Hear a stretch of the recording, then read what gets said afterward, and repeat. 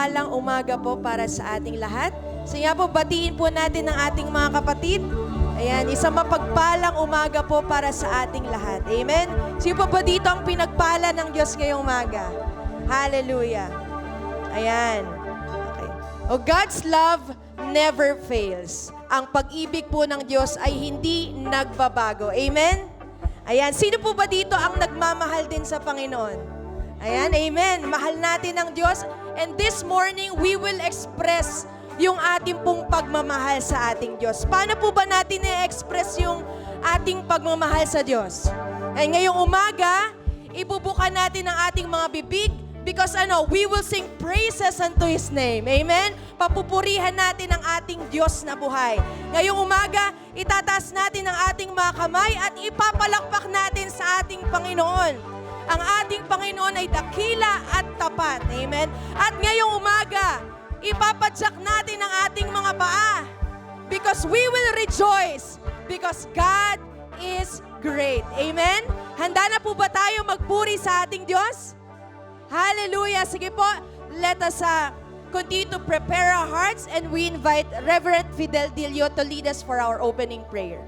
Sige po, tayo po yumako lahat at tayo po manalangin. Dakilang Ama makapangyarihan sa lahat, sa pangalan ng aming Panginoon Hesus, ang Diyos na nakatungay sa aming kaligitnaan, pinupuri ka namin.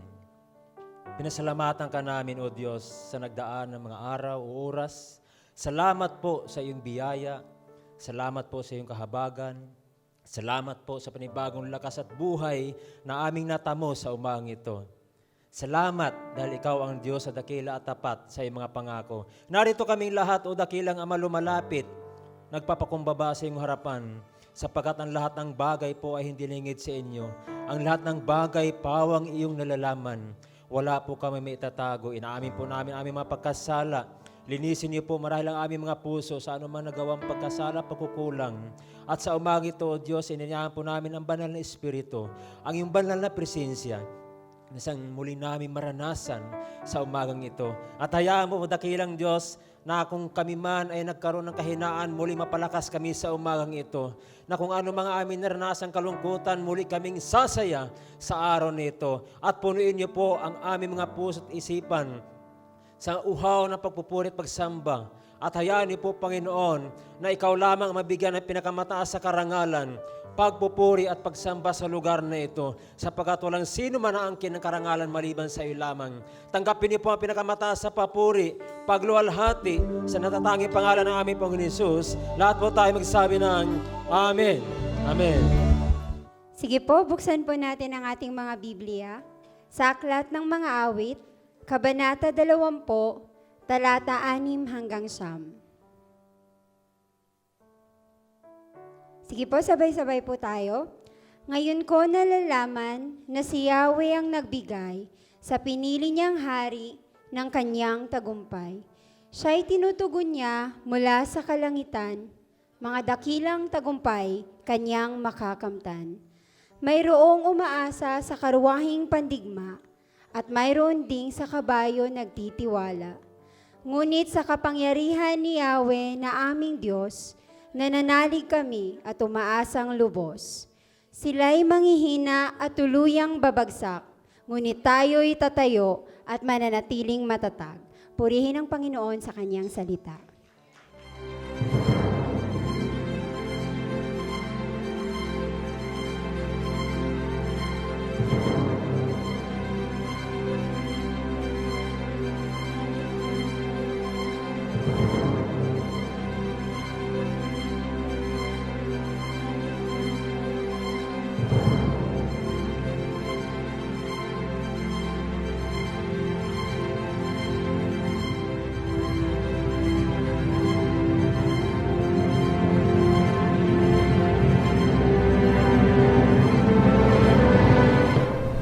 Brothers and sisters in Christ, join us as we declare the UCF Believers Declaration. I am a child of God, Created in the image and likeness of God. saved by grace through faith in Christ Jesus. I am justified, regenerated, redeemed by the blood of the Lamb. I am more than conqueror.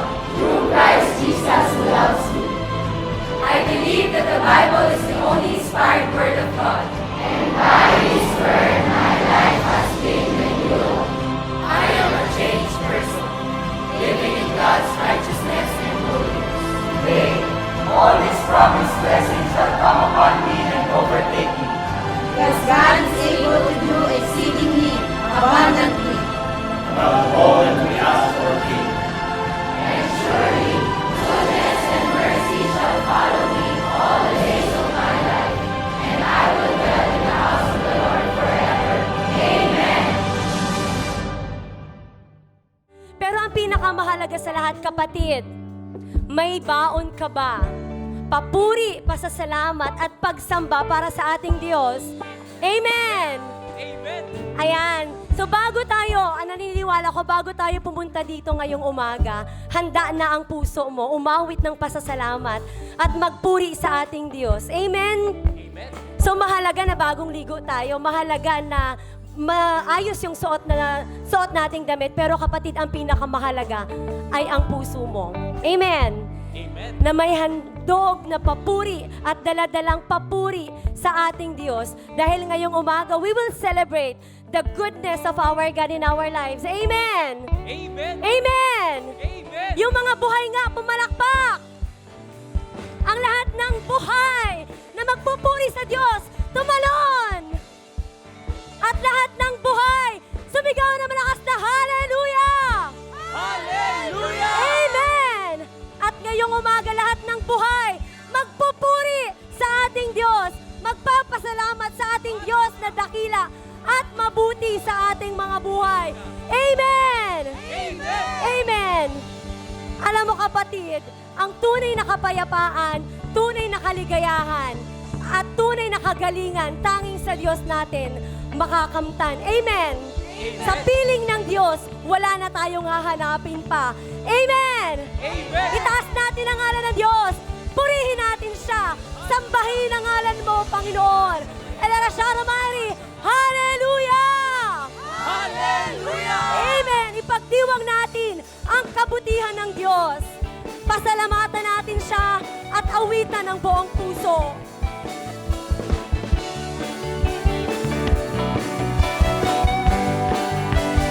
Di ba't kay saya magpuri sa ating Diyos? Di ba't kay saya, di ba't kay gandang magpuri sa Diyos Ama? Sa bawat galaw, sa bawat sayaw, langit ay nadarama. Amen! Di ko kayang pigilin, ang pagdiriwang ng damdamin. Sumayaw, sumabay, ang Diyos ay sambahin. Taas natin ang ating kamay sa Panginoon. Papuri sa Diyos. Papuri sa Diyos ay awitin mo. Sumayaw, sumabay sa tugtog. Amen. Papuri sa Diyos. Papuri sa Diyos ay awitin mo. Sumayaw, mag-awitan tayo. Minsan pa, itaas natin ang kamay sa Diyos. Purihin natin siya. Sumayaw, sumabay sa tugtugin ito. Papuri sa Diyos ay awitin mo. Sumayaw, mag-awitan tayo. Amen! O wait lang, pakisabi mo na sa katabi mo, kapatid. Bawal yung walang kausap. Kapatid. Bawal yung walang kausap, kapatid. Limutin mo na ang iyong problema. Amen? Dahil meron tayong Diyos na makapangyarihan. Minsan pa, limutin mo na ang iyong problema. Ngayon ang oras para magsaya. Amen? Limutin mo muna, kapatid. Muling lalakas, ang buhay mo ay sasaya. Di ko kayang pigilin, kapatid, ang pagdiriwang ng damdamin. Sumayaw, sumabay sa awitin. Ang Diyos ay ating sambahin. Itaas natin ating kamay sa Panginoon. Purihin siya. Puri sa Diyos ay awitin mo. Sumayaw, sumabay sa tugtugin. Papuri sa Diyos ay awitin mo. Sumayaw, mag-awitan tayo. Sa ating pang pinakamalakas na tinig, purihin ang Diyos. Puri sa Diyos ay awitin. Hallelujah. Sumayaw, sumabay sa tugtugin ito. Papuri sa Diyos ay awitin mo. Sumayaw, mag-awitan tayo. Minsan pa po, kapatid, taas natin ang ating kamay sa Diyos. Papuri sa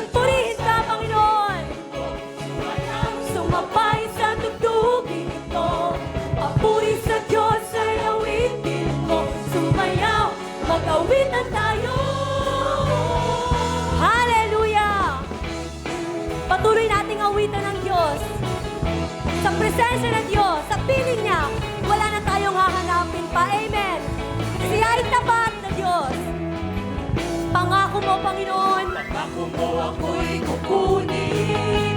Sa langit ay dadalhin. Salamat sa pangako mo, Panginoon. Sa akin ay kaligtasan. At buhay na walang hanggan. Tanging sa'yo kami nagtitiwala, Panginoon. Ikaw ay tapat. Ikaw ay dakila. Walang papantay sa katapatan mo. Tapat ka lang totoo. Wala na kaming hahanapin pa, Panginoon. Wala nang hahanapin pa. Ako'y di na magagamba. Mga kailangan sa buhay ko. Sagot ng Diyos Ama. Wala nang hahanapin pa. Ang buhay ko, kompleto na sa Panginoon. Kapayapaan, kagalakan, at buhay na walang hanggan. Amen ba? Wala na tayong hahanapin pa dahil nasa Diyos ang lahat. Pangako mo, Panginoon. Ako ako'y kukunin. Sa langit ay dadalhin. Pangako mo sa akin ay kaligtasan. Buhay na walang hanggan. Salamat, O Diyos. Pagkat ikaw ay dakila, walang papantay sa katapatan mo. Tapat ka nga. Amen. Tapat ka nga, Panginoon, sa aming mga buhay. Wala nang hahanapin pa. Ako'y hindi na mangangamba, kapatid. Sagot ng Diyos Ama. Ang buhay natin, kompleto na sa Panginoon. Amen! Kapayapaan, kagalakan, at buhay na wala nang hahanapin pa. Wala nang hahanapin pa. Ako'y di na magangamba. Mga kailangan sa buhay ko'y sagot ng Diyos Ama. Salamat, Panginoon. Ikaw ay Diyos na tapat. Kapayapaan, kagalakan, at buhay na walang. Minsan ba, kapatid, awitin natin mula sa puso. Wala nang hahanapin, Panginoon. Hindi na kami mangangamba. Sa buhay ko, sagot ng ating Diyos Ama. Wala nang hahanapin pa. Ang buhay ko'y kompleto na. Kapayapaan, kagalakan, at buhay na wala. At sa huling pagkakataon, panghawakan natin, wala nang hahanapin pa. Dahil sa Diyos, kompleto na. Mga kailangan sa buhay ko'y sagot ng Diyos Ama. Ang buhay ko'y kompleto na. Kapayapaan, kagalakan, at buhay na walang hanggan. Hallelujah! Palakpakan po natin ang ating Diyos. At lahat ng buhay, sumayaw sa Panginoon.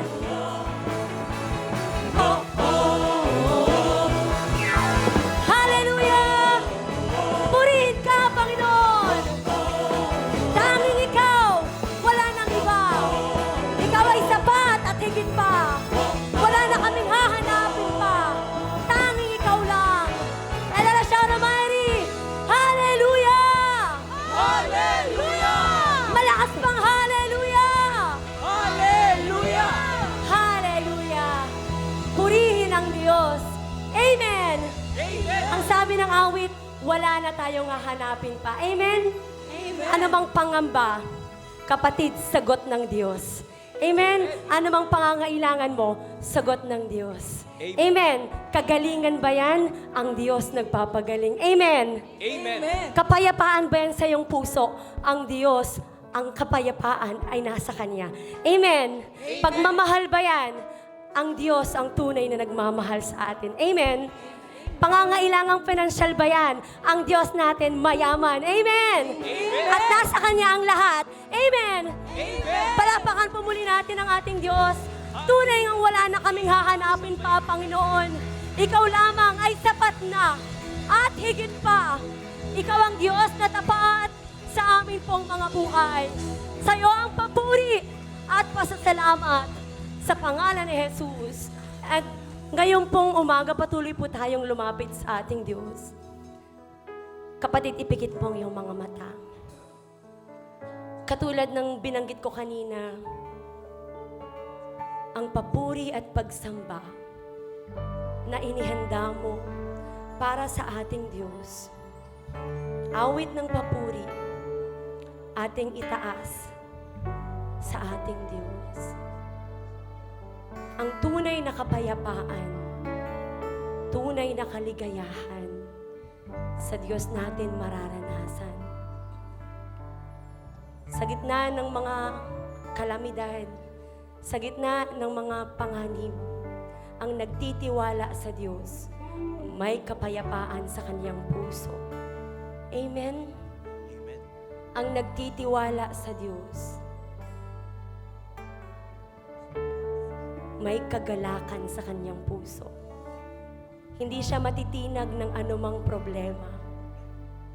Hindi siya matitinag ng anumang sitwasyon dahil naniniwala siya at nagtitiwala siya na ang kanyang Diyos ay Diyos na makapangyarihan, ay Diyos na dakilang, at Diyos na nagmamahal sa kanya. Hindi ka iiwan, hindi ka pababayaan. So ngayong umaga, let us desire more of God.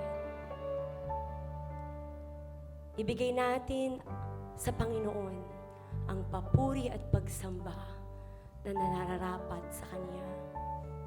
Itiwala natin sa Panginoon ang lahat ng sitwasyon sa ating buhay. Dahil Siya ang Diyos na makapangyarihan. Wala na tayong hahanapin pa. Ang Diyos ay sapat at higit sa ating mga buhay. Ating pong awitin.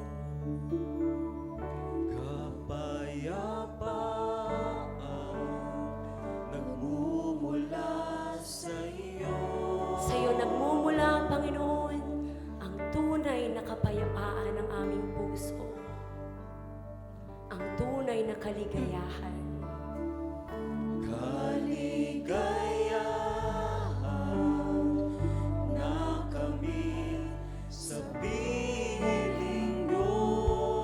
Kapatid, itaas mo ang iyong kamay sa Panginoon. Wala nang hahanapin pa.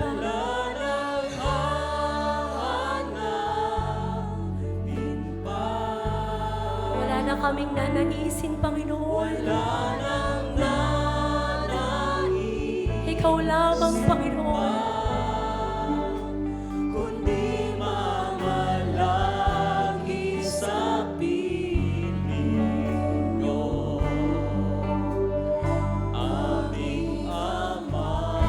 Ikaw ang aming Ama, ang aming Diyos. Wala nang papantay sa'yo. Hallelujah. Nag-isang Panginoon, kaya ang naisin ng puso ko'y sa piling niyo. Kung ito ang nais ng iyong puso, naisin mo ang Diyos.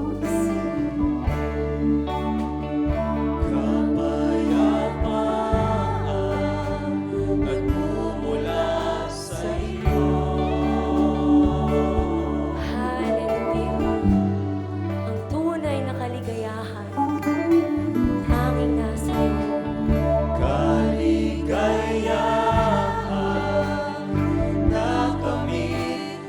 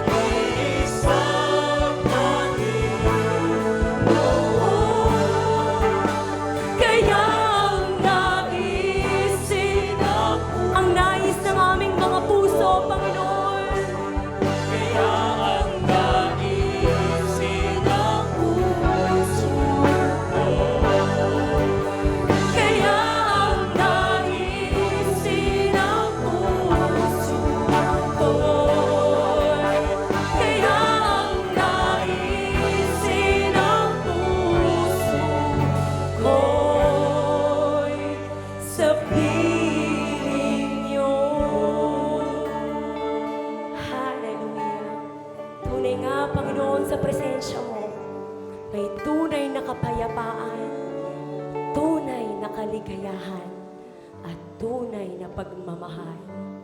Salamat, Panginoon, sa iyo pong kabutihan. Salamat, Panginoon, na ikaw ang aming Diyos. Dahil ikaw, Panginoon, ay sapat at higit pa. Panginoon, sa iyo namin itinataas ang aming mga buhay. Sa iyo namin, Panginoon, itinitiwala ang lahat sa amin. Kapatid, ang Diyos nalulugod sa kanyang mga anak na sumusunod sa Kanya. Bilang isang anak ng Diyos, makinig ka, kapatid, sa instruction ng Diyos sa iyo. At bilang anak ng Diyos, tayo ay tumugon, tayo ay sumunod upang malugod ang ating Diyos Ama. Ang sabi ng salita ng Diyos, if you delight yourself in the Lord, He will give you the desires of your heart. Kapatid, ano bang desire ng puso mo? Ngayong umaga, itaas mo yan sa Panginoon. And delight yourself in the presence of the Lord. Desire more of God in your life. Desire the presence of the Lord. And desire the will of God sa buhay mo. Panginoong Diyos, aming Ama, narito, O Diyos, ang iyo pong mga anak. Lumalapit sa inyo, Panginoon, ng may pagtitiwala.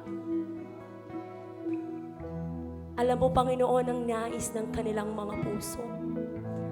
At alam mo, Panginoon, ang kanilang mga puso na nais tumugon, nais sumunod sa kalooban mo sa kanila pong mga buhay.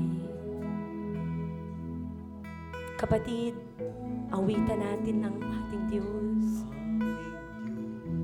Panginoon, ikaw ang malugod sa amin pong mga awit, aming pagsamba.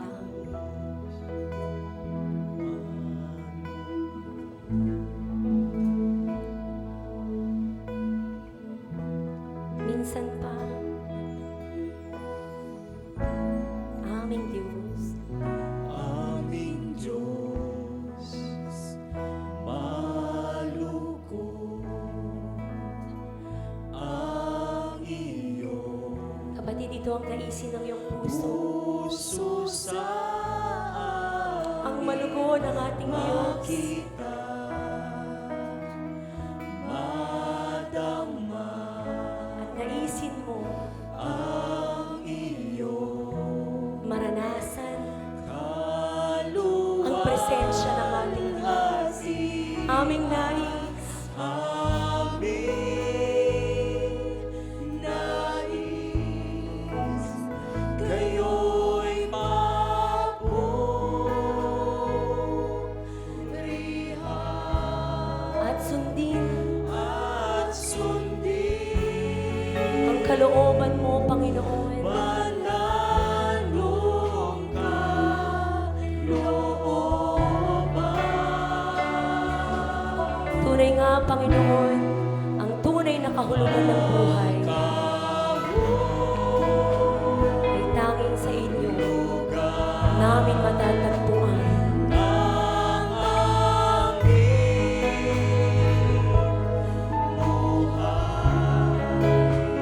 sa inyo lamang natagpuan.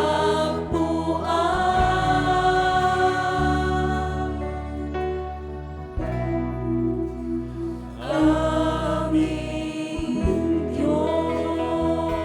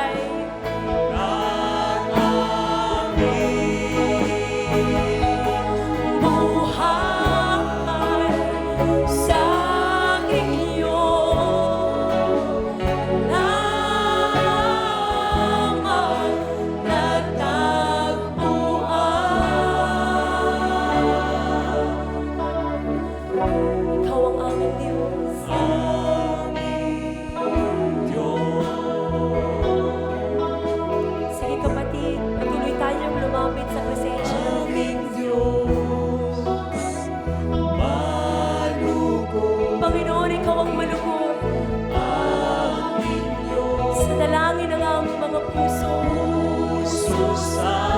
Sa aming pagpupuri at pagsamba, madama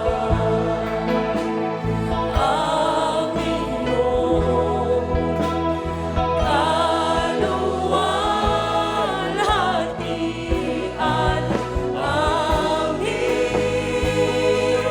Aming nais, kayo'y papurihan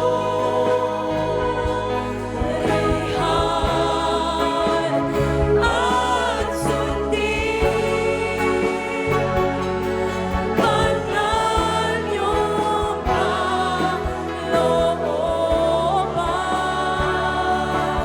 Ang nais namin, Panginoon, ay tumugon at sumunod sa iyo, Panginoon. Dahil ang kahulugan ng buhay, tanging sa iyo namin matatagpuan. Buhay sa inyo lamang natagpuan. Come on, church! Aming nais, Panginoon. Nais kayo'y papurihan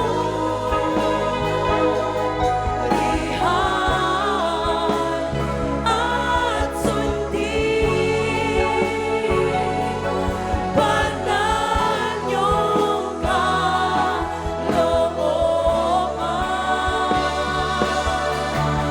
Salamat, Panginoon. Binigyan mo ng kahulugan ang aming mga buhay.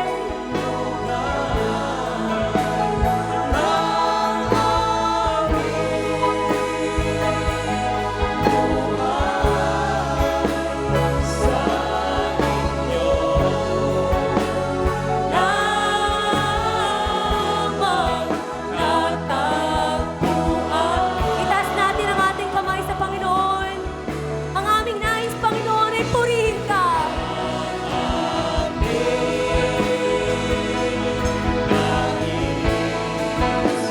Kayo'y papurihan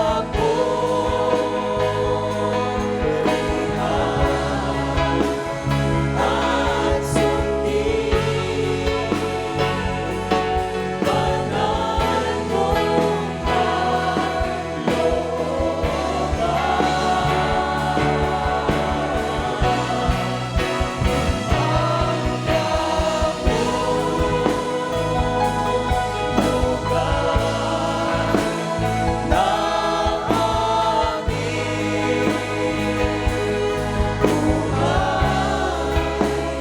sa inyo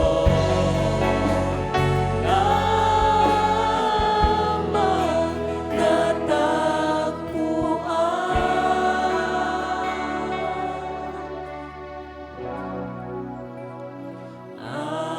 Aming Diyos.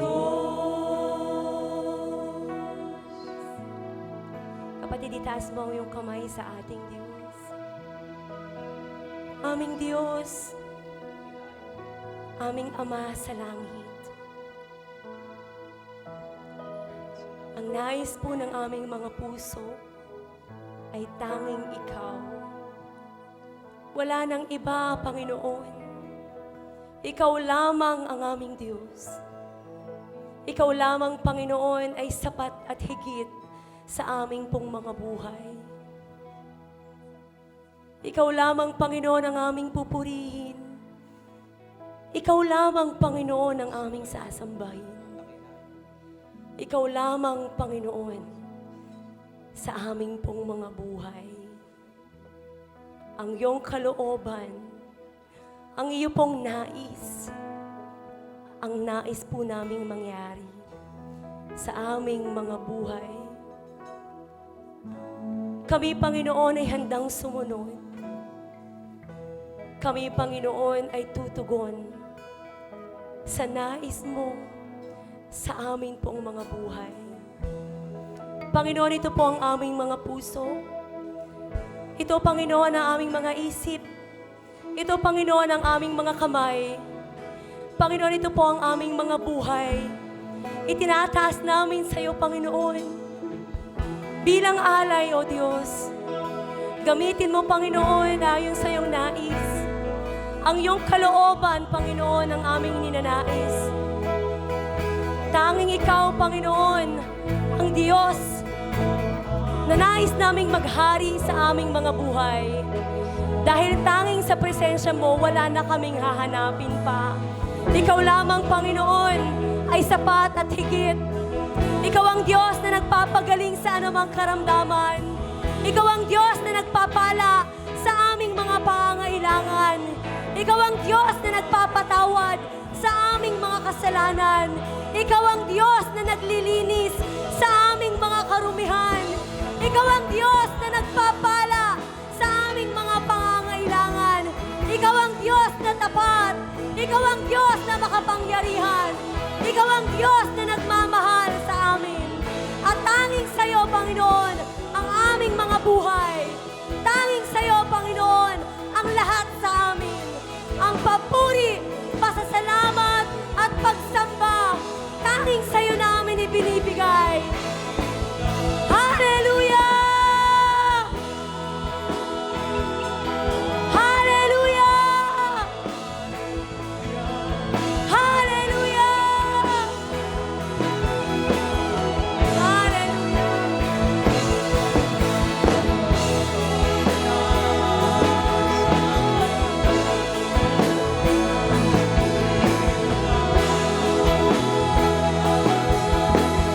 Sige kapatid, papurihan mo ang Diyos. Pasalamatan mo ang Diyos.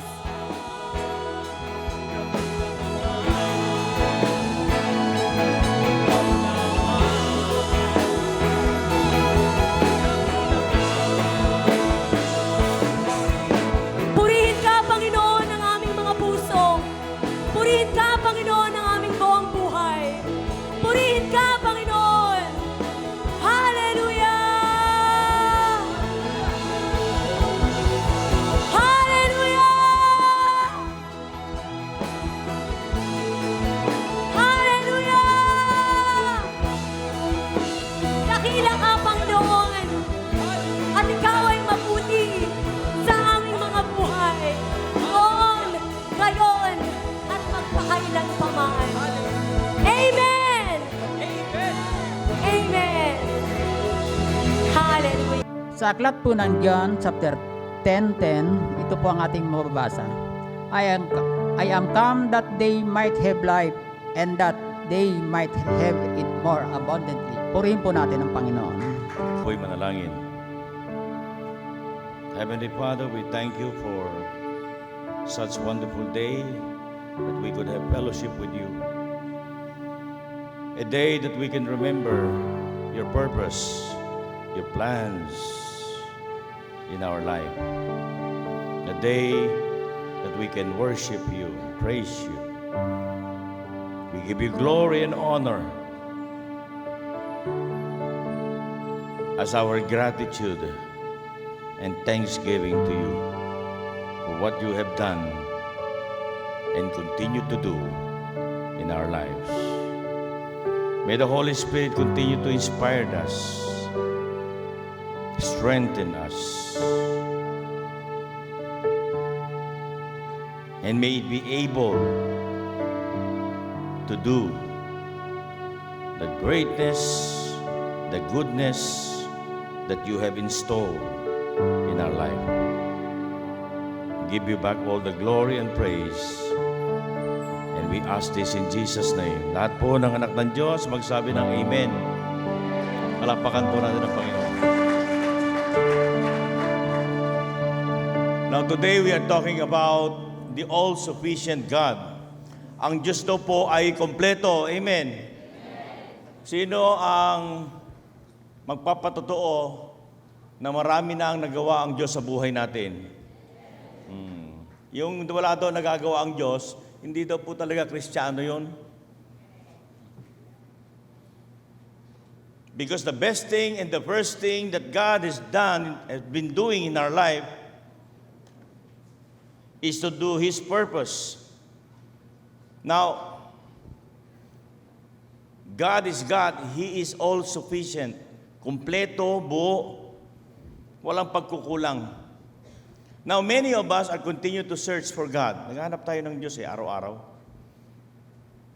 Ang bawat isa sa atin, yung iba hindi pa tapos sa paghahanap Hanggang ngayon, naghahanap pa rin. 10 taon na, naghahanap pa rin.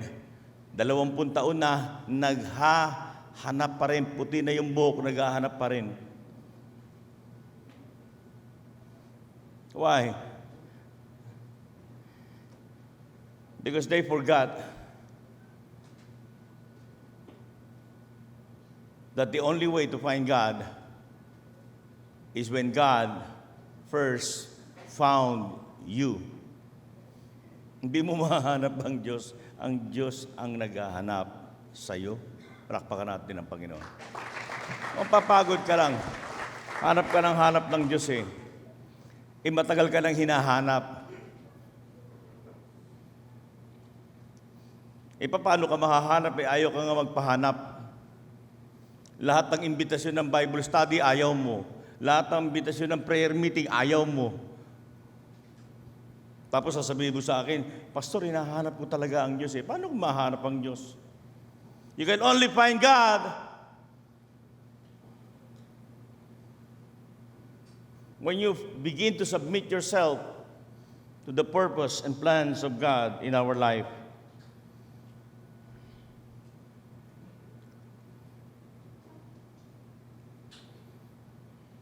Kahit bigyan ka po ng 100 pastor, hindi mo makikita ang Diyos.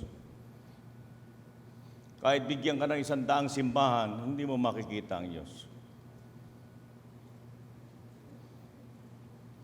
Because it is the Holy Spirit works. The works of the Holy Spirit.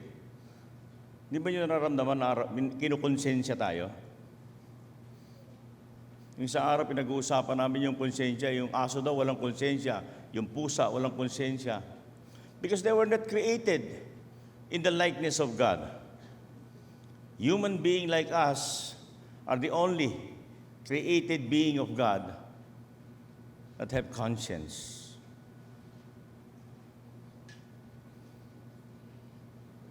Kaya lang, meron tayong mindset. Alam mo yung mindset, ito yung sa simula pa lang, nagsisimula yung mindset sa pangarap ng tao. May mga pangarap ang bawat isa sa atin. At yan po'y napakaganda.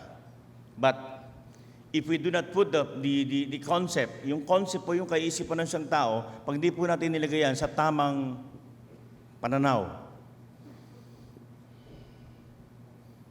we're going to miss the most important part of our life.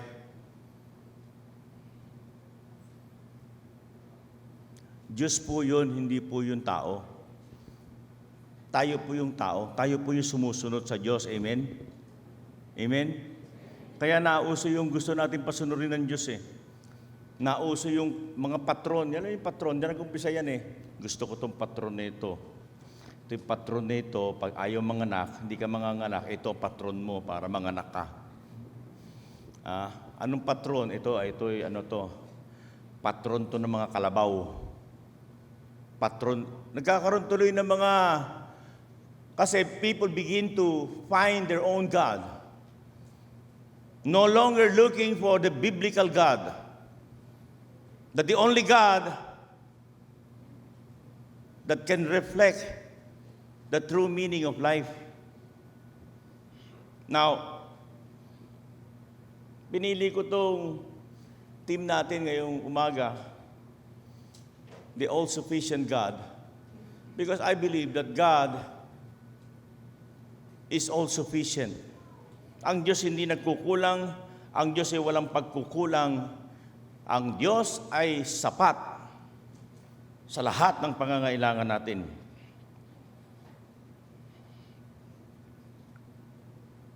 Naranasan ko po ang Diyos There is no other word greater than experiencing God. There is no argument. Wala na pong pinakamagaling na argumento. Once you find God, because He found you, then realization will come. magsisimula yung uhaw natin sa Diyos. Life turns sometimes upside down. Kaya alam mo talaga, pag born again talaga yan eh, may pagbabago talaga. Wala namang pong born again na walang pagbabago eh. Nagbabago po yan. Kahit na anong sama ng tao, nagbabago. Yun po ang kahulugan ng paglapit sa Diyos eh. May pagbabago.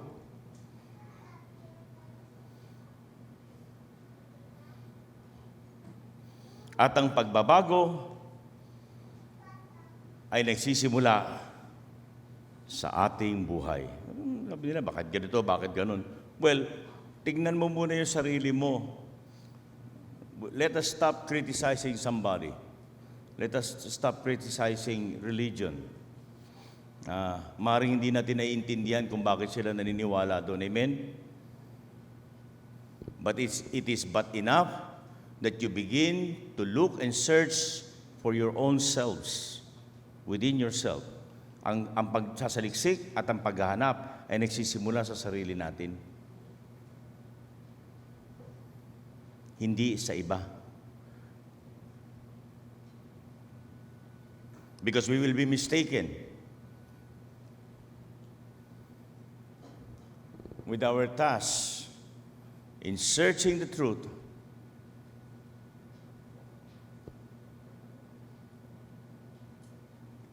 The all-sufficient God.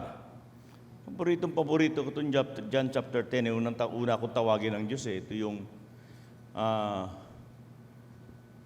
hindi po yan yung unang-unang yugto, no? Ito yung unang-unang ibinigay sa akin ng Lord from the beginning of this church. Kaya yung slogan natin, John chapter 10 eh. No? John chapter 10. Sabi niya, I came to give you life and to have it more abundantly.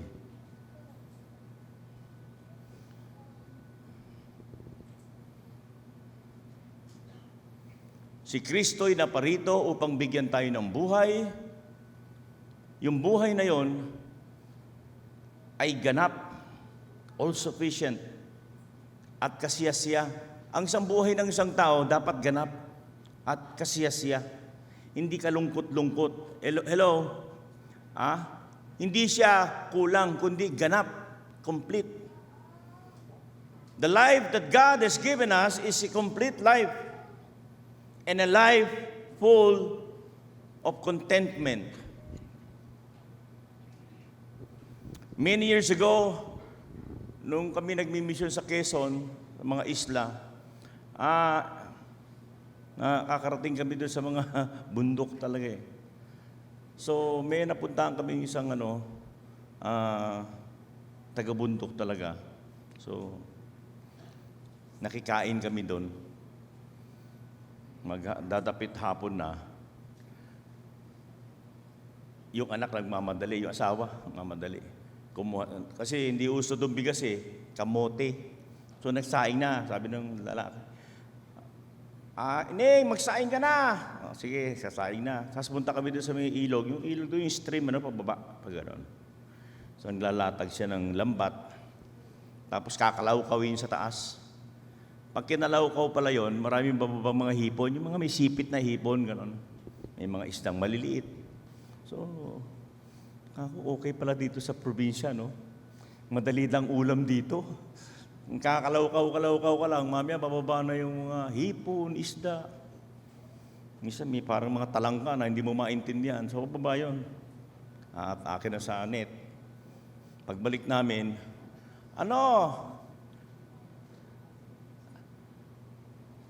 ayos na ba yung sinain natin? In na po. Opo, putok na po. Ay pala, sinabing putok, kamote pala yun. No? Kasi kamote lang pumuputok eh. Di ba sa atin, pag sinabi in na, doon putok na po. Ay, luto na yun.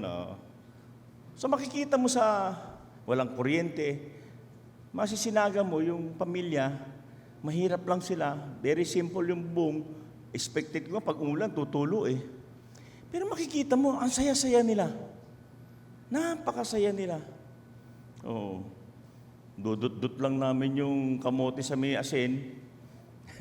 May konting, ang sarap-sarap na, oh. So makikita mo yung tatay tsaka yung mga anak na maliit, naglalaro. Ang saya-saya nila.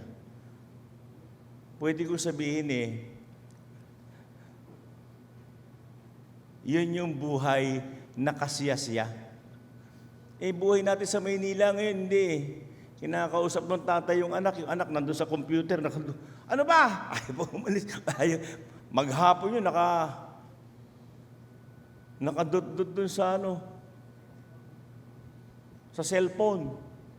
Nabubungko na nga, naglalakad, nagsiselfone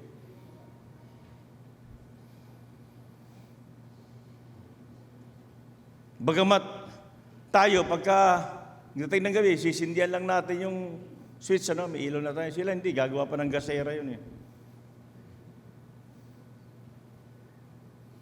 nagsisiga pa kami kasi maraming lamok Tsaka yung mga lamok doon, grabe, organic din po. Malalaki, malulusog. Pakiramdam ko, pagka kinagat ako ng 100 doon, lumipad baka tangayin ako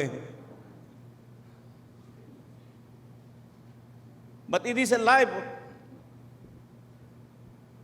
that we people were longing for. Kinukumpara ko yung buhay natin, Now, when you become Christians, you encounter God, how about you? Ano na ba ang buhay mo ngayon? Kamusta na ang buhay mo? Masaya ka na ba? O punong-puno ka pa rin ng problema? Kasi ang sustansya ng buhay ng isang Kristiyano ay hindi dahil sa marami kang pera, hindi dahil sa marami kang bahay. Kundi, kamusta na yung buhay mo? Masaya ka ba? May kontento ka ba sa buhay mo? May ginagawa ka, masaya ka, at na-accomplish mo yung even little things that you can do in your life. Now, ito yung biblical life na sinasabi ng Panginoon sa buhay natin. Yung buhay na kumpleto. Hindi yung measurement ng kalagayan mo o kayamanan mo sa buhay na ito. Sa totoo lang, mas marami akong kaibigang mayaman, malungkot Malungkot talaga. Isa lang lagi hinaing nila. Malungkot ang buhay nila. Kaya nga dyan sa Ayala, Alabang, yung mga rich kid, tawagin namin yung mga rich kid. Kung bakit nagwawala yung mga batang yan, kasi hindi na nila halos nakikita yung magulang nila. Ang dumarating na lang sa kanila, allowance. So they tend to go drugs, they tend to go party, they tend to go anything. Now, bumalik tayo dun sa tamang pattern na tinawag sa atin ng Diyos. Let us look at this very carefully and then begin to read your Bible. Wala naman po ibang manual kundi ang Biblia If you go back to your Bible and then begin to learn what the Bible has been teaching us, pati sa trabaho mo magiging masaya ka, matututo ka magplano. Kasi may plano ang Diyos sa iyo What you do, you just discover the plans of God in your life. Magsisimula kang i-discover, ano bang plano mo sa akin, Lord? Kasi kadalasan sa atin, nagpaplano tayo That's what the Bible that's what the Bible says in the book of Proverbs. Man plans his way, but the Lord, it is the Lord. Ang Diyos daw ang nagpapatupad nito. Pag nagplano po tayo sa buhay natin, i-consider natin, bigay natin sa salita ng Diyos, okay ba to Lord na buhay na ito? Ito ba yung tamang plano mo sa buhay ko? Have we ever considered consulting the Word of God with our plans? Kaya marami sa atin nabibigo Marami sa atin nagkakamali, marami sa atin ang naliliko dahil nagpaplano lang tayo. Hindi natin kinukonsulta ang salita ng Diyos. Kailan natin kinukonsulta yung pastor? Pag may problema na. Kaya lagi sinasabi, bago naman kayo gumawa, tanong lang kayo. Wala naman tong fee. Wala namang consultation fee. Tanong lang kayo, bago kayo gumawa, huwag po yung gawa kayo ng gawa. Pag mali, tatakbo kayo sa pastor, "Hoo-hoo-hoo-hoo." Ang hirap mag-repair ng damage. Ang hirap mag-repair. Mas maganda yan, i-blueprint muna natin. Yan. Para yung takbo ng buhay natin maging maayos. Especially yung mga kabataan, mahilig mag-eksperimento yan tama? Yung mga bago-bagong bagay. Tanong na rin sa pastor yon. Pag nahiya kayo sa pastor, tanong nyo sa nanay nyo. Tanongin nyo sa tatay nyo.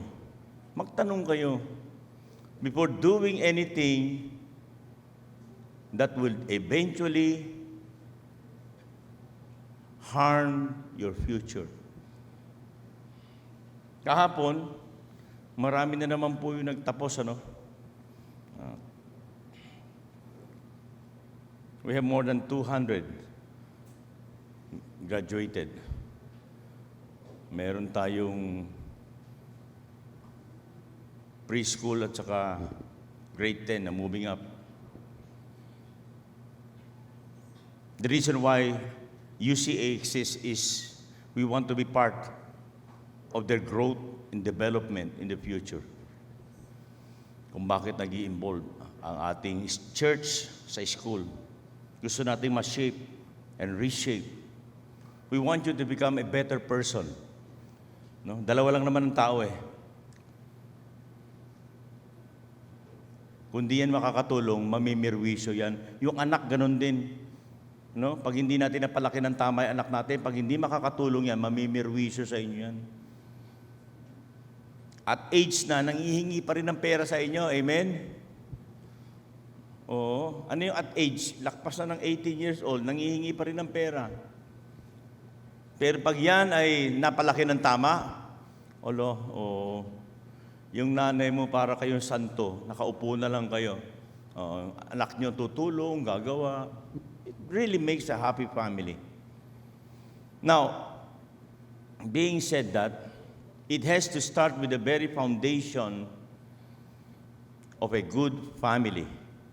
A good family always starts with God. Everything starts with God. If your family started with God, simula tayo sa Diyos, din maayos po ang pamilya natin. Ang pamilya po hindi po nag-uumpisa horizontally. It always start vertically. Sa Diyos tayo kumonsulta. Makikita nyo, ang buhay nyo, paganda ng paganda. Paayos ng paayos. Hanggang sa pati buhay na ng iba aayusin mo. Amen?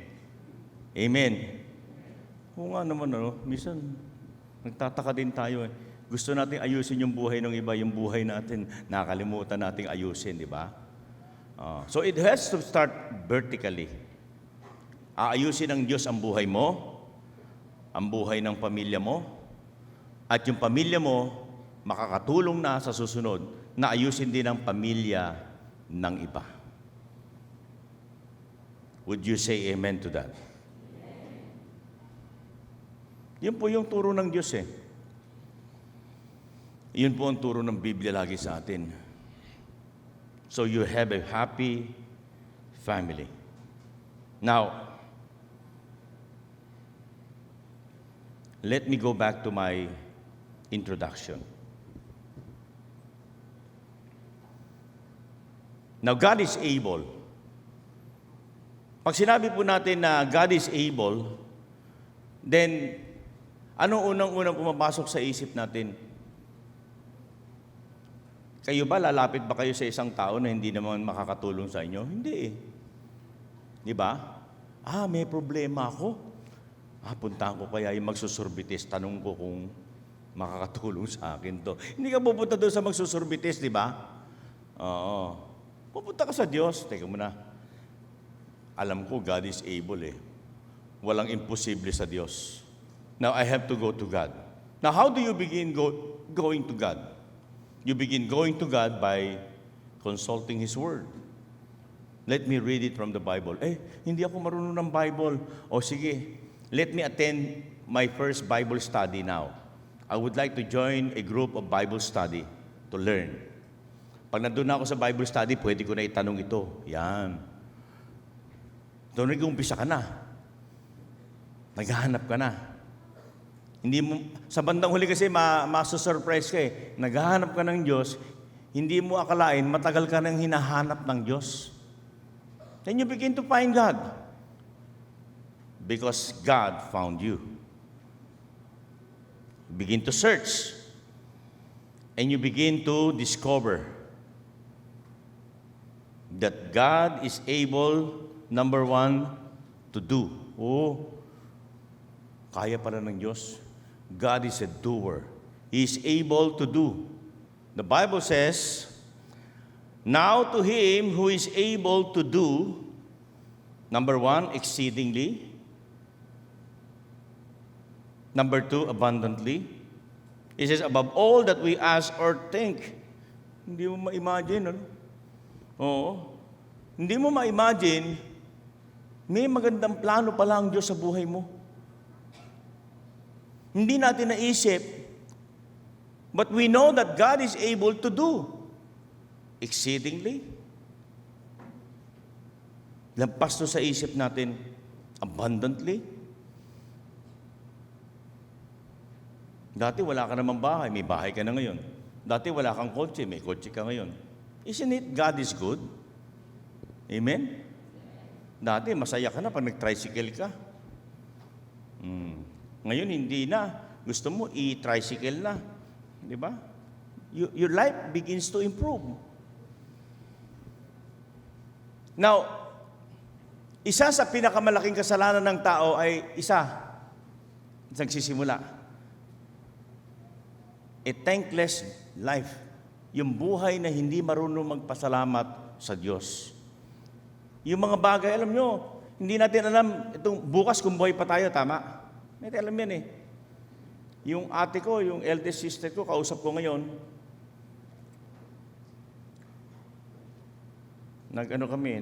nag-chat kami, nasa New York siya eh. Kukwento-kwento kami. Sabihin ba naman sa akin eh, nakausap ko na kayong lahat, pwede na ako mamatay. Ano ko? Pagdating ng hapon, patay. Hapon, patay. Kausap mo ng umaga, hapon, patay. Ganun kadali yung buhay natin, no? Nakakasyak, di ba? Oo, nakakasyak. Kaya hindi natin alam, pag uwi natin ngayon, makakabalik pa ba tayo next Sunday? You have to look at the Word of God very carefully and prepare ourselves.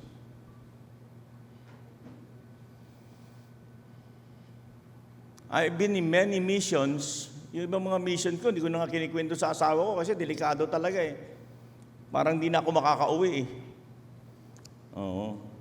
Pero ramdam na ramdam ko, lalo na pa nandun kami sa pinaka-critical time,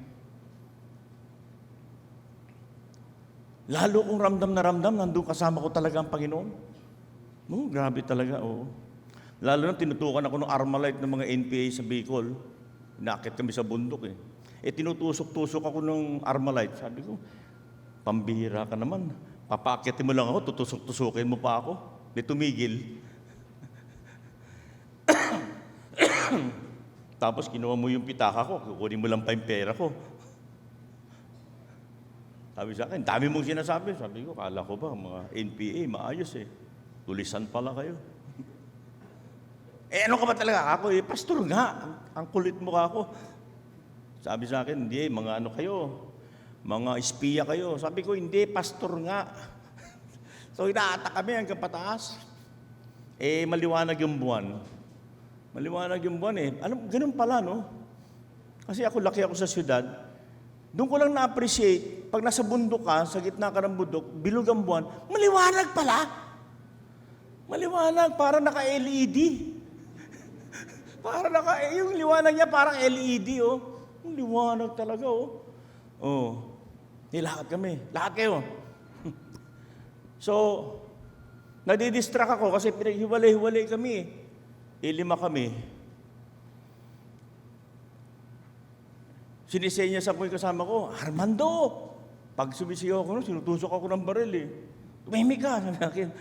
Tinatanong ko na yung kasama ko, baka anong ginawa ninyo eh. So, may argumento kami, naglalakad kami. Tapos napatingin ako sa langit, ang ganda ng langit, ang ganda ng buwan, pati yung mga nyug. Kitang-kita mo yung mga nyug eh. So, sabi ko, Lord, parang pangit yata yung buhay ko. Maganda yata magandang ending ko. Yung pastor, inabdak ng NPA, pinatay. Pangit ka ako, Lord. Alam niyo ba, at that very moment, God spoke to me. Ano sagot sa akin ng Lord? Anak, hindi mo pa oras. Pagkasabi ng Lord na yun, biglang nagsalita yung leader sa likod ko, sige na, umuwi na kayo. Sabi sa amin, umuwi na kayo, sige, malis na kayo. Kinuha na yung mga pitaka namin eh. E di, tuwan-tuwa kami. Siguro mga 10 meters away, naalala ko, yung lisensya ko. Sabi ko, balikan natin. Bakit, Pastor? Yung lisensya ko na sa pitaka. Pastor naman, baka magbago uli isip doon. Tawa ako ng tawa. Aga sa sasakyan, pagbalik namin, kwentuhan kami ng kwentuhan hanggang sa makarating kami na Maynila. We were regenerated. Lalo kaming tumapang, lalo kaming naging masipag, lalo kaming parang ibang-iba talaga. Oo. Maganda siguro maranasan nyo rin yun. Amen? Mare-regenerate kayo. Oo. Kasi problema ng mga tao sa Maynila, trabaho lagi eh. Anong problema? Trabaho po. Anong problema? Pagkain po. Anong problema? Pambayad po ng bahay. Yun ang mga marinig ko lagi. Pambayad ng kuryente. Mambira naman tong Manila Waters. Yung mga ganong problema. Oo. Bira na ako makarinig dito ng na ang problema, naghahanap ng Diyos. Naghahanap ng fellowship. Naghahanap ng lost souls. Now, from time and again, balikan natin yung unang yung first love natin sa Panginoon. Balikan natin yun. Minsan kasi na kakaladkad talaga tayo madalas sa mga bagay na basic needs. Hindi naman sinasabi na hindi natin kailangan yan. Lahat tayo kailangan ng basic needs, right? Kaya lang, baka nakakalimutan natin that first of all, the Bible says, God is able to do. May kakayanan ng Diyos.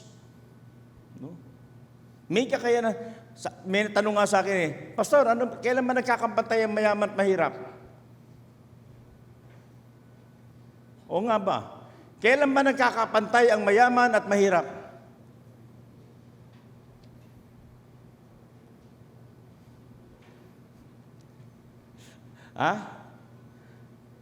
Sa kamatayan.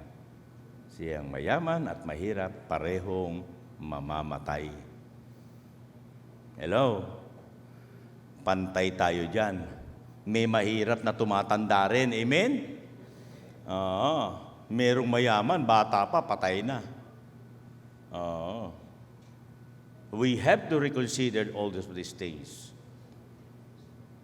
Now, when the Bible says God is able to do exceedingly, abundantly, according or abundantly, that all we ask or think. Meron pong dine-generate na buhay sa atin ng Diyos eh. May binibigay sa atin na, alam mo, minsan tayong mga tao, hindi tayo makapaghintay eh. We wanted to do things for ourselves. Sarili lang natin, yung direction natin, gusto natin gawin natin ito. Well, for many years, I was doing that. Lalo na nung bata-bata ako, very aggressive talaga kami. Of course, marami kaming maling nagagawa. Meron din namang tama. Nakakashoot din naman. May mga tama rin namang mga desisyon. But most of the time, we were disappointed. Now, learning principles is so important. No?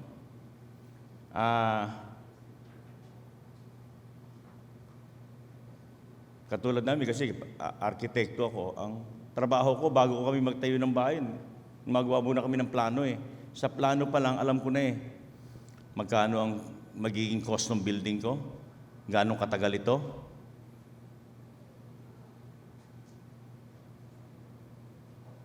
At ano ang design nito. So sa plano pa lang, alam mo na eh. Bago mo gawin yung isang bagay, may plano ka na. Hindi ba mas maganda yon? Amen? So ang buhay natin, bago pa lang, may plano na ang Diyos. Minsan nakakatuwa talagang tao eh. Yung unat, nagpapakulot. Yung kulot, nagpapaunat. Di ba, ano? Oo. Minsan nakakwentuhan ko yung isang Amerikano sa Angeles eh. Sabi sa kanya, "Hey man, how come that you like Pilipina?" Ang sagot ba naman sa akin eh, "You know man, I'm looking for exotic people." Kasi yung kanyang kasamang Pilipina, grabe, busalngot talaga yung ilong. Yung mata, grabe, parang ang liit. Yung ano, laki. Exotic pala hinahanap niya.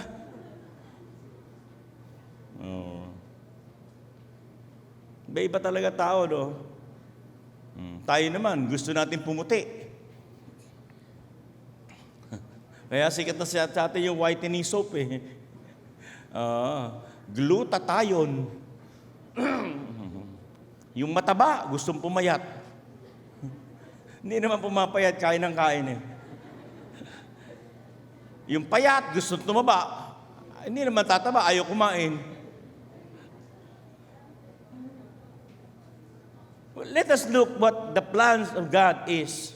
Alam mo, na-experience ko yun nung dati. Gusto ko talagang mag-18 years old na ako para makapagmaneho ako. Oo. Pinapanood ko lang yung nagdadrive eh. Kulang pa ako sa edad. Kinukuha ko yung susi sa gabi. Nagpa-practice ako sa garahe. Natuto ko sa garahe. Atras abante ko. Isang araw hindi na ako makatiis.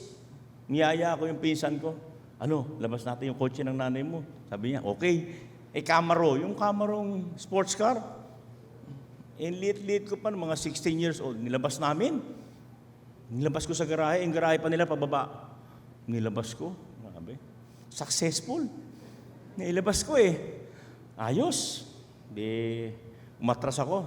Piniikot na namin. Yan. Sabi sa akin, ang galing mo mag-drive. Sabi ko, oo nga. Ikot kami. Ito na, nung ibabalik na namin, hindi ko maibalik-balik. Namamatayan ako ng kasi paakyat eh. Naku, pinagpapawisan na ako. Sabi niya, "Pinsan, parating na si Mama. Bilisan mo." Lalo ako din nervyos. Siguro inaabot kami ng kulang-kulang 1 oras bago ko naiakyat yung kotse. May balik. At tandang-tanda ko, hindi ko na uulitin kako yan. Ako. Meron po tayong minsan ginagawa sa buhay natin. We try to experiment things. Meron tayong mga desires gusto natin gawin. Kaya alam, minsan, hindi pa kasi oras eh.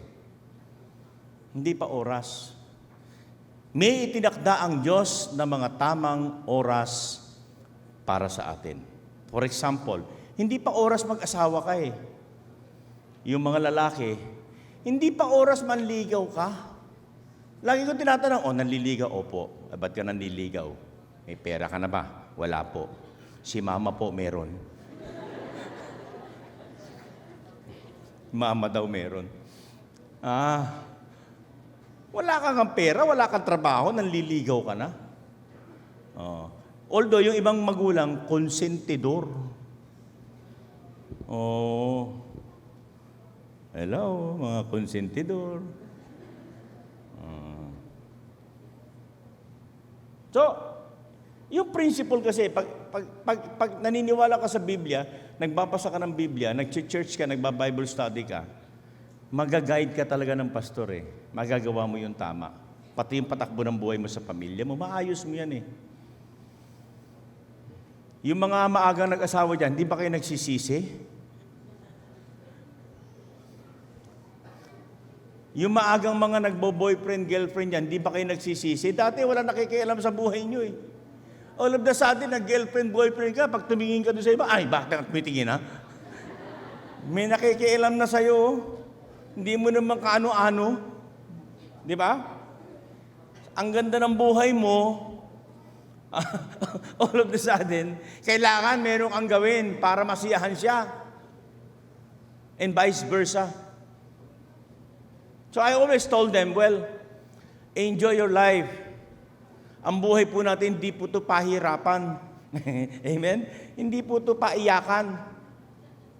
Ang buhay natin, kailangan maging masaya tayo.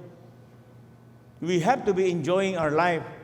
After all, God created us, and God was glad. Natuwa ang Diyos. Amen? So kung na-attract kayo dun sa babae, sabihin na lang yun, wow. Okay na. Pagka hindi kayo makatiis, sumulat na lang kayo. Tapos basahin mo. Tapos sunugin mo na. Ayos na. Nasabi mo na yung gusto mo. Di ba? So, there's so many things, no? Hindi kasi alam ng mga kabataan minsan, akala nila masarap mag-asawa. Amen? Mga may asawa, ayaw sumagot Amen? Biro mo yan. Apartment na apartment pa lang, magkano na? Oo. Tapos, ang gagawin sa iyo na magiging asawa mo, noon, walang nakikialam sa iyo. Ngayon, hindi. Kailangan pag uwi niya, magluluto ka. Maglalaba ka. Mamamalansya ka. Maglilinis ka ng bahay.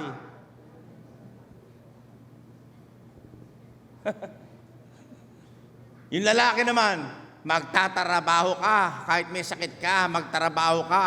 Magdusa ka. May pamilya ka.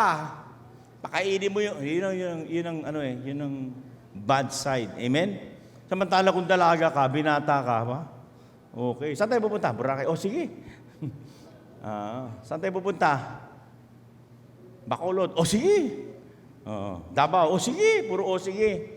Pag may asawa, hindi ako pwede. May anak ako Bamantay ako ng anak Hindi ako pwede. Puyat ako. Hindi ako pwede. May sakit yung anak ko. Hindi ako pwede. Kailangan ng pera ng pamilya ko. Ang daming problema kung umatin kayo ng Bible study ni Pastor, hindi ma-enlighten kayo. Matatakot ka manligaw ngayon. Bago ka manligaw, mag-iingat ka. Hello? Hello? Gising pa kayo? Mag-iingat ka. Teka muna, pag niligawan ko to, baka sagutin ako, paano yan? Di ba? Yung iba naman mga lola, na mga tangi alaga ng apo, grabe. Tapos yung mga anak, pa-party-party lang. Alam nyo, kaya nga sabi ng Biblia kapag isang lalaki, isang babae nagsama, they separate themselves. Separate daw ng kwarto. Dati, hindi ka marunong bumili ng asin, Ngayon, bibili ka na ng asin. Magsusupermarket ka na. Bili ka ng asukal. Bili ka ng ano-ano.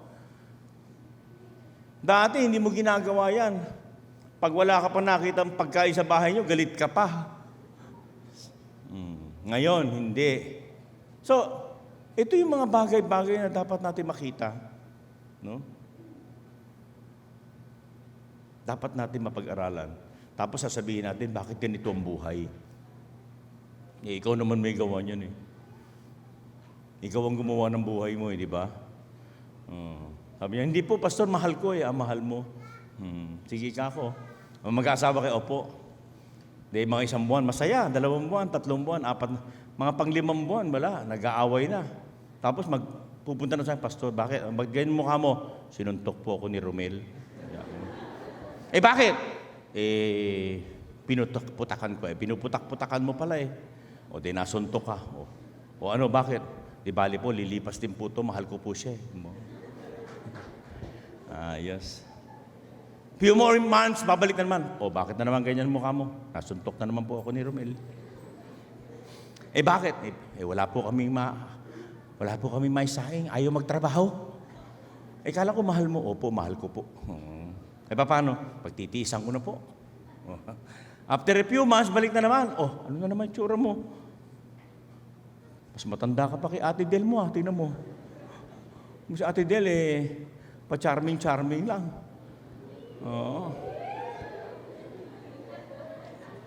Flawless. Di ba? Ikaw, hindi ka na yata naliligo Sinuntok na naman po ako ni Romel. Ayan. Anong gusto mo? Gusto ko na po makipaghiwalay, sabi sa akin. Bakit? Kala ko ba mahal mo? Hindi na po. Yun lang pala, ilang sapok lang pala. Ilang mga sapok-sapok lang yan. Hindi mo na mahal. Hello? Kung gusto nyo masubukan, subukan nyo. So, yun yung buhay na wala sa Biblia. Pero yung buhay na nasa Biblia, unang-una, kinukonsulta natin ang Word of God. Ito bang taong ito? Tama ito? Itong pamilya nito, tama ba ito? Maniniwala ba sa Panginoon yan? Paano mga tuturuan sa Biblia, hindi naman naniniwala yan? Hindi naman pwedeng pangaralan. Amen? Hindi rin naman susunod. That's the reason why dapat makita natin na isa sa pinakamahalaga sa buhay natin ay yung naiintindihan natin kung sino yung ating Panginoon. God is able to do exceedingly abundantly above all that we ask or think. We're planning for our future. Gusto ko, pag nagkaasawa ako, nagkapamilya ako, since God is able, then I would like to know what's the plan of God. Although hindi naman to para sa mga bago mag-aasawa lang Ito'y para doon sa mga may asawa na rin na gusto rin magbago yung takbo ng buhay. Lahat tayo, we all made mistakes. But please, if we made mistake, do not continue. We have to stop. Kung nakita na natin mali na yung takbo ng buhay natin, medyo ayusin na natin para ang buhay naman natin para ayusin In the book of Isaiah, chapter 65, it says, "It has come to pass that before they call, I answered, and while they are yet speaking, I will hear." Nakita ko, ang buhay pala ng isang Kristiyano ay may panalangin at may katugunan ang Diyos. Hindi ka lang nananalangin. How many of you believe that God answers prayer? God really answers prayer. He is a God who answers our prayer. Kung siya ay Diyos, siya ay nakikinig at tumutugon sa panalangin natin. At kapag hindi po siya Diyos Maliwanag sa salita ng Diyos, hindi lamang sa Diyos, because He is able. Siya ay Diyos, He is able to do. Sabi, Pastor, nananalangin po ako, hindi sumasagot ang Panginoon. Well, something is wrong. Whether you are wrong, or your relationship with God is wrong, or your plans have been messing up so wrong. So, kailangan collectively titignan natin. Tama na, paano ba natin, di ba, pag magulo yung bahay, paano ba nyo umpisang ayusin to? Di ba, i-evaluate nyo muna, tayo muna, paano ba nangyari? Tayo muna, marumi. Ano unahin natin? Di ba? So, we begin to clean up our house one by one. Pick up the pieces and then clean it up. Ang buhay po natin, ganun din. Nung matagpuan tayo ng Panginoon, buhay po natin magulo eh. Yung iba, yung buhay natin, sira-sira, wasak-wasak, walang direksyon. Wala kang plano bukas, wala kang plano sa kinabukasan. Hindi mo alam kung anong gagawin mo.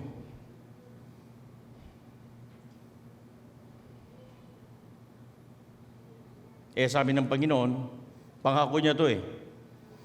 That before they call, I will answer, and while they are yet speaking, I will hear. Sabi ng John 15, if you abide in me and my word abide in you, you shall ask what you will, and it shall be done unto you. Pangako ito. What is the condition? If you abide in me, and my word abide in you.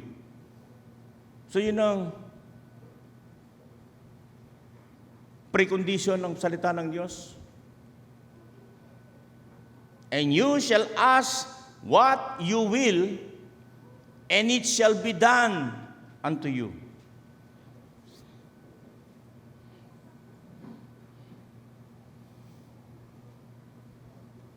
So, ang buhay po natin, kapag nakasalalay po tayo sa Panginoon, He can do greater things in our life, and He will begin to do much greater things. Sino naniniwala sa inyo na may magnanakaw? Meron, ano? Yung ating team verse, sabi doon sa una, the devil came to steal, to kill, and to destroy. No? What if walang ganyan? Walang devil came to kill, to steal, and to destroy. For many years, yung mga negosyante meron niyang motto eh. Pagka nagkamustahan, kamusta ang negosyo? Okay naman. Pag sinabing okay naman, ibig sabihin, walang killing, walang stealing, walang destroying. For life, our life, no, are very fragile. Napaka-delikado ng buhay natin araw-araw. Kailangan po natin ang Diyos at kailangan natin ang totoong Diyos na hindi lang magtuturo sa atin, kundi mag-iingat pa sa atin kung ano yung dapat nating gawin. Now, God has given us authority. Lahat tayo, binigyan tayo ng kapasyahan, di ba? Lahat tayo mayroong free will, no? Tanong, anong gusto mo sa buhay mo? Anong plano mo? Anong gusto mo maging ang mga anak mo? Alam mo, kadalasan ang nagiging biktima yung anak eh. Pag hindi maganda yung family head, ang biktima lagi, anak eh.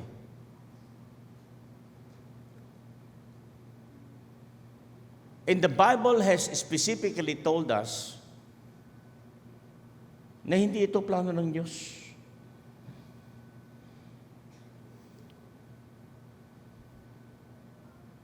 Because part of it, the great plans of God is to establish not only families, but to establish as well the kingdom of God.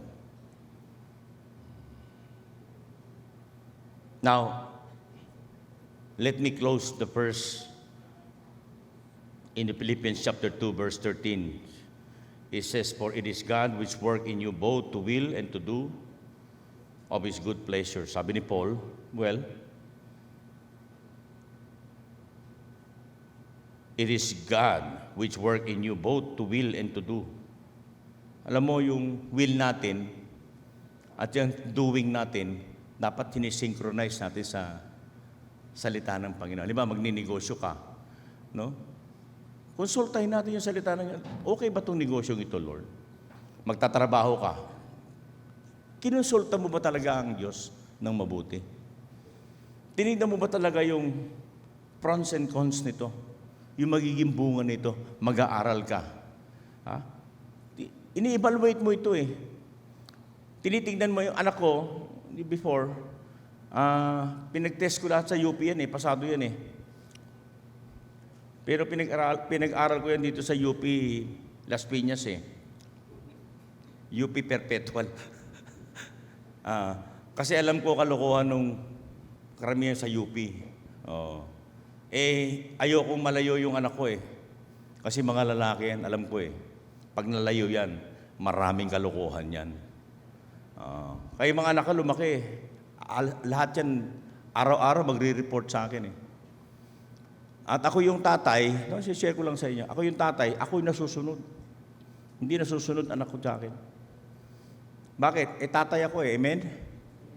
Amen? Ewan ko lang, yung ibang tatay. Ako nasusunod kasi alam ko yung tama, amen? Alam ko kung saan mag-aaral ang anak ko at alam ko kung saan uuwi at anong oras. Hindi pwede sa akin yung hindi uuwi o yung late na uwi, hindi pwede. Lalo sa nanay niya. Amen? So nakatapos silang lahat. Maayos. Kasi we have to look at this very carefully. You only have 1% chance. 99 tama, 1% mali. It can ruin your life. Meron akong kaibigan noon eh. Nagkikwentuhan kami doon sa bandang lugar namin. Umistambay sa kanto. Meron kaming tinatawag na labasan sa may Santa Cruz eh. May labasan doon. Doon pa nag-istambay, nag-upo-upo. May nagbarilan, patay. He went there at the wrong place at the wrong time. Ikaw ba nananahimik na lang sa bahay mo, amen? Lumabas-labas ka pa di napatay ka tuloy. Merong mga time sa buhay natin, especially we parents, we have to be very vigilant about this. Looking forward. Why? After all, your children is your future. Lahi mo yan, kinabukasan mo yan. At kapag hindi natin na-train yung mga anak natin, kaya sabi ng Biblia, you train up the child. Pag hindi nyo napalaki ng tama yung anak nyo, pagdating ng panahon, magiging kahiya-hiya kayo dahil sa mga anak ninyo. Pag na-train natin ang mga anak natin at napailaki natin ng tama, ikararangal ninyo yung mga anak nyo. Palakpakan po natin ang Panginoon.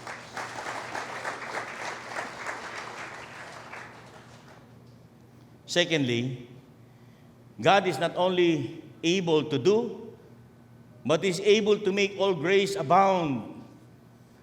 Ang Diyos po ay hindi lang po able to do, but to make all grace abound towards you, that you, always having all sufficiency in all things.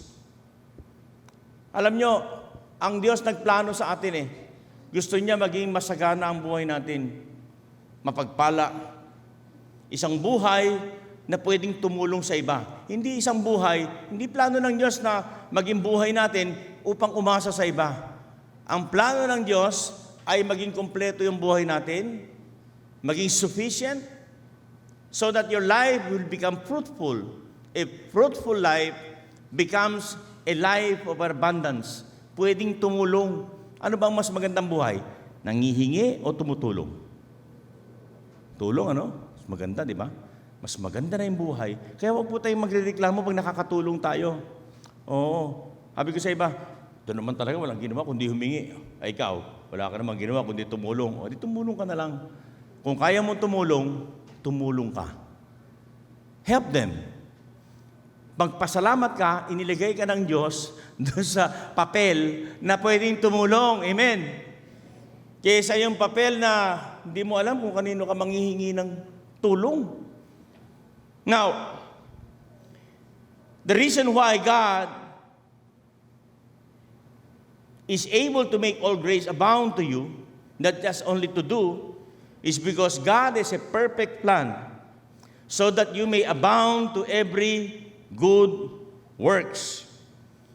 Yung pong mabubuting gawa. Hindi po tayo naging Kristiyano. Hindi po tayo nabubuhay sa mundong ito upang walang gawin. God has a purpose and plans in our life. Matapos ayusin ng Diyos ang buhay natin, tayo po inaatasan ng Diyos, ayusin din yung buhay ng iba.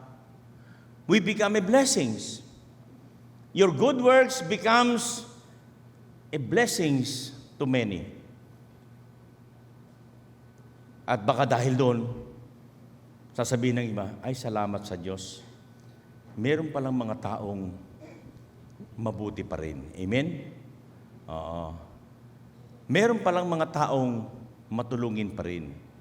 Meron palang mga tao na ginagamit ang Diyos upang hatiran kami ng mabubuting bagay.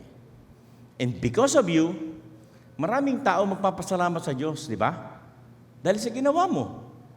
Dahil sa ginawa ng Diyos sa buhay mo, at dahil sa ginagawa mo sa buhay ng iba. So there is always a multiplying effect. What God can do to your life. And lastly, number 3, God is able to keep. In 2 Timothy chapter 1, for the which cause I also suffer these things, said Paul, nevertheless I am not ashamed. Why?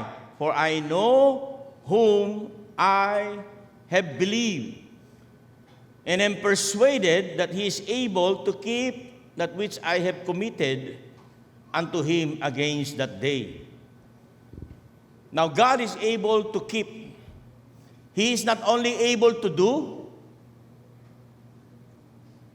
He is not only able to make, but God is able to keep. Alam mo, ito pinakamahalaga. Sino sa atin nakikip ng promise? Di ba?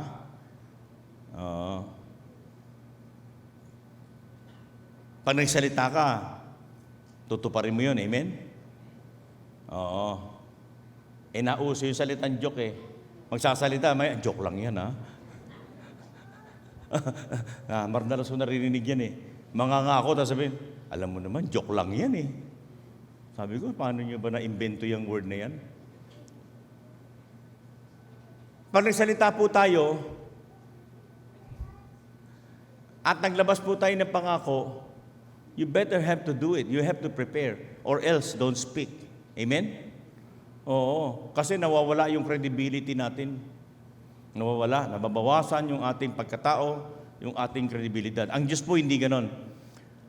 Whenever the Word of God speak, He speak the Word and He keeps it.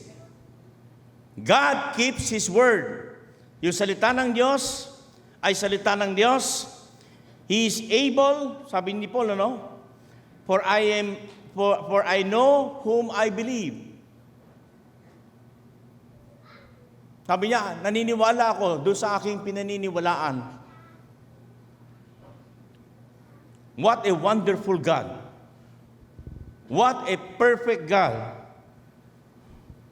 For I know whom I believe, and he said, and I am persuaded. In other version, I am convinced that he is able to keep.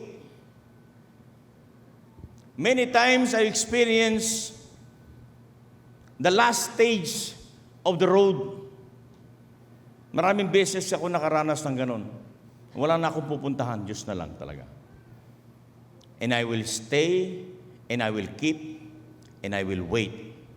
And I will tell God, Lord, I have done my best. This is my best. I can no longer do anything. It's about time that you do something. You know?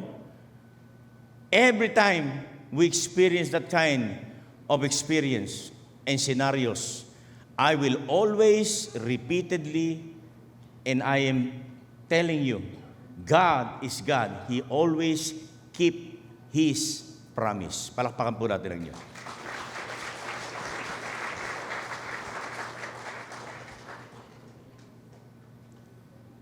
Sabi ko sa Panginoon,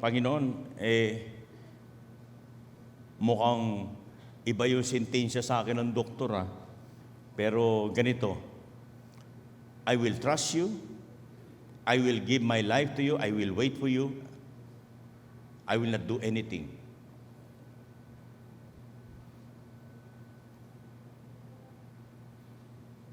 At every time we have that kind of situation, God is always there to heal me.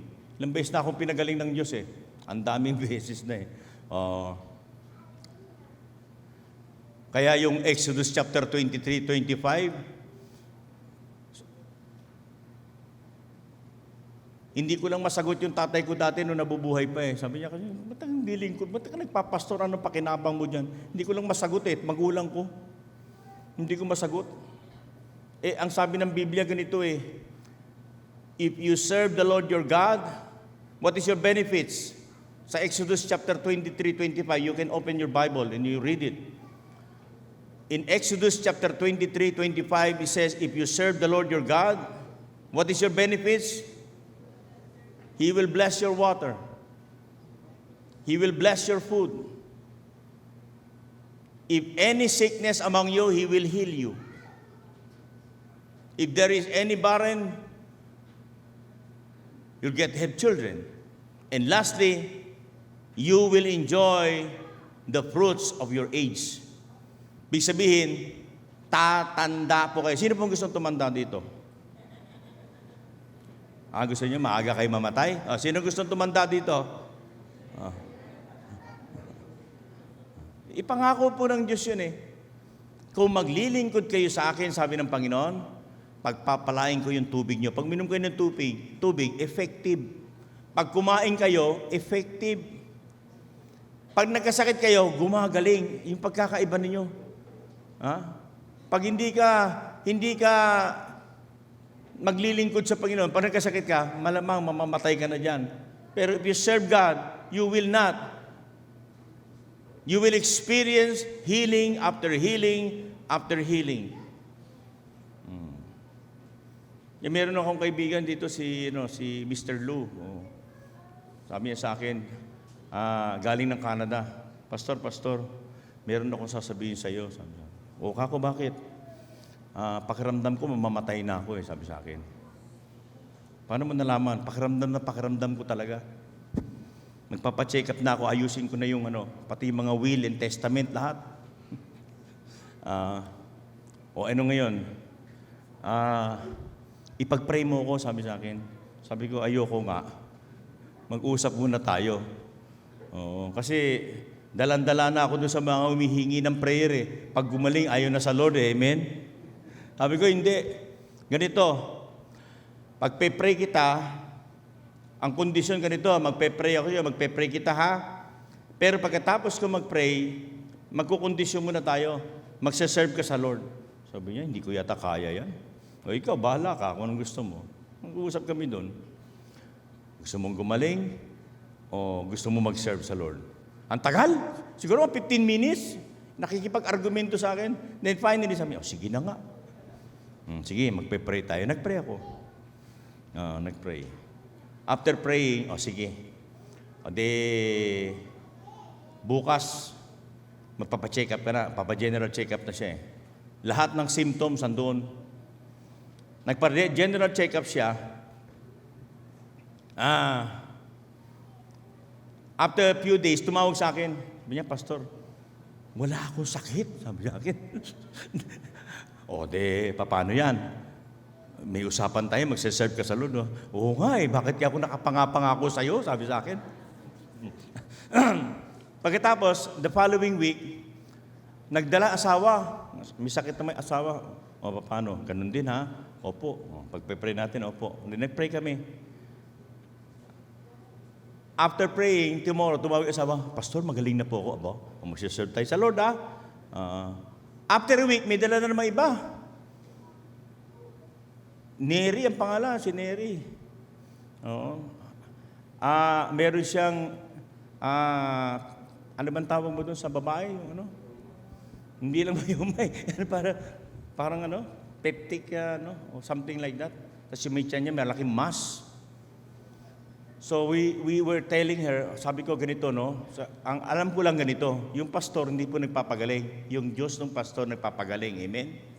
So we're praying. Sige pero ito usapan, magsaserve ka sa Lord Opo, sabi sa akin. Sige, magpe-pray tayo So nag-pray kami. After praying, sabi niya, Pastor, naka-schedule po ako magpo-opera Mga 2-3 days. Sabi ko ganito naman, just for the sake na para hindi ka na magastusan. magpa-double check ka pa uli. Sabi niya, nagpa-double check na ako. Sabi ko, sayang naman, magpa-check ka uli. Kasi naramdaman ko nung after we pray, sabi ko, may hit na pumasok sa'yo. Sabi niya, meron po. Oh, it is a sign that God answered our prayer. Ganun pa man, na-pressure siguro ng pamilya, nagpa-opera uli. Sabi ko kasi pag nagpa-opera ka, sayang naman, pag wala nakita, tatahiin na naman. Di ba? Para kang di ba? Ay, mali. Wow, mali. Balik na naman. Ganon. So, ganun nga nangyari. After praying, hindi niya makontrol, nagpa-opera. Binuksan yung tiyan. Lahat ng findings ng laboratory, wala. Praise God. Wala sakit. Palakpakan natin ang Diyos. Ha? Ang problema mo, wala nga sakit, kaya tinahi ulit. The way that I told her, ganito, gusto ko i-share sa inyo to as a challenge to many na ang Diyos nagpapagaling. Amen. Hindi ako. Yung Diyos ko nagpapagaling. And the most effective prayer that I know, that God always answered the prayer, is when a person will begin to commit themselves to serve God. God will answer your prayer. Bagamat masakit siguro yun. Sabay, mas masakit naman kung meron pa uling di ba? Binuksan yung tiyan mo, tas wow, brand new. Binalik na naman. So I was waiting. Ito, meron na naman siguro nandyan. Naging ahente ko na tuloy. Ahente ko na ng mga may sakit, nagdadala dito. So, pwede nyo rin akong gayahin. Amen? Total, hindi naman kayo nagpapagaling yung Diyos nyo. You can begin to pray for them and let us begin to challenge them. Because that was the promise of God in Exodus chapter 23, verse 25. And you could imagine how powerful your ministry will be. No? Nakakatuwa, hindi lang po yan. Marami po kami istorya na ganun din. Ang hindi lang po gumagaling, yung duda ng duda lagi. Yung pinagaling na ng Diyos, after that, nagdududa na naman. Pinagaling na naman, nagdududa. Although ang Diyos hindi po nagsasawa sa atin, amen? Kasi kilala naman tayo ng Diyos, duda talaga tayo We always make promise. But, this time, if you make your promise good, no? Tignan nyo Sino dito ang mga 60 na? Taas ang kamay. Ayaw, tumaas ang kamay ng iba na iya. Mga 50. Sige. Sige 50, 60, malapit na tayo kay Lord. Malapit na. Ang tanong sa inyo ito, kailan pa kayo maglilingkod? Pag di na kayo makagalaw? Kailan kayo maglilingkod sa Diyos? Pagka nakahiga na kayo? Do you think you can serve God? No. The best time that you will serve God, think about this. Mag-prepare na po kayo. The only thing that God honors in heaven is for His people, not just only to be saved, but begin to serve God, to work for God, so that other people may be saved. Palakpakan po natin ang Panginoon. Think about that.